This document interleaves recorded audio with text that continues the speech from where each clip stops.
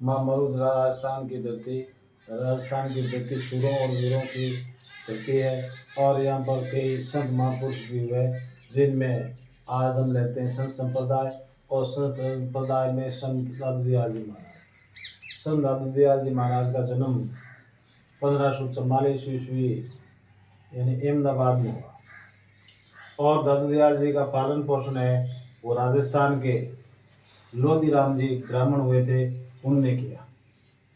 और जब दादू दयाल जी मात्र 15 वर्ष के थे तो उनको बचपन में यानी बालक के रूप में थे, उस समय गुरु मिले थे कबीरदास जी। और वो किस रूप में मिले, यानी बुढ़ल बाबा के रूप में, एकदम बूढ़े बाबा के रूप में संत मिले, इसलिए कोई कहते हैं बुढ़ल बाबा। दादू दयाल जी के गुरु का नाम किसी ने बुढ़ल बाबा भी बताते हैं। शुरुआती दिनों में दादू जी महाराज राजस्थान के सांबर में रहे और वहाँ दुनिया का काम करते थे, यानी रुई ढूंढने का काम करते थे। और दादू दयाल जी का मुख्य पीठ है वो नरैना यानी जयपुर में है। और दादू दयाल जी निर्गुण भक्ति धारा के संत हुए थे, यानी निर्गुण भक्ति की थी उन्होंने। और उन्होंने अपने उपदेश है वो ढूंढाड़ी भाषा में दिए, क्यों वो जयपुर में रहते थे और वहाँ की भाषा मुख्य ढूंढाड़ी है, इसलिए दादू दयाल जी ने अपने उपदेश वो ढूंढाड़ी भाषा में दिए। सत्संग स्थल यानी जो दादू दयाल जी के सत्संग स्थल होते थे उनको अलग दरीवा कहते हैं। और आमेर के राजा भगवंत दास ने 1585 ईस्वी में दादू दयाल जी की मुलाकात फतेहपुर सीकरी में अकबर से करवाई, यानी दादू दयाल जी अकबर बादशाह के समकालीन थे। दादू जी के मंदिरों को दादू द्वारा कहा जाता है।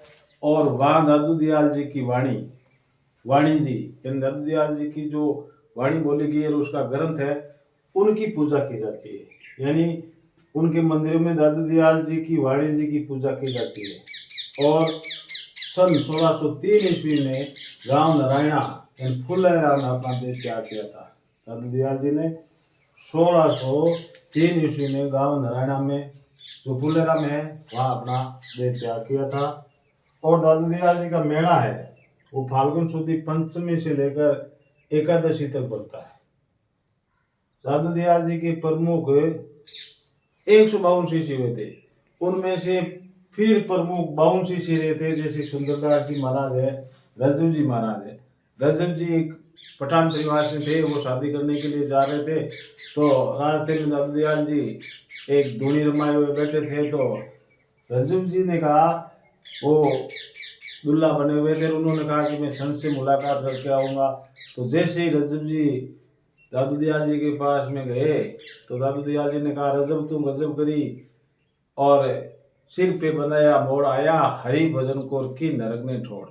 क्या कहा कि रजब तुम गजब करी, सिर पे बनाया मोड़ आया हरि भजन को की नरक ने ठोड़। इतनी वाणी बोलते ही उस रजब जी महाराज के हृदय में चोट कर गई और वहीं से ही अपने बरातियों को कहा, भाई तुम अपने घर जाओ और मैं तो भगवान की या राम की भक्ति करूंगा। यानी रजब जी महाराज आजीवन दुल्हा के वेश में रहे और वो भक्ति में लीन हो गए। इसी प्रकार से प्रमुख शिष्यों में वाजिंद जी महाराज, गरीबदास जी महाराज, सुंदरदास जी महाराज। तो संत दादू दयाल जी महाराज निर्गुण भक्ति के महान संत हुए थे।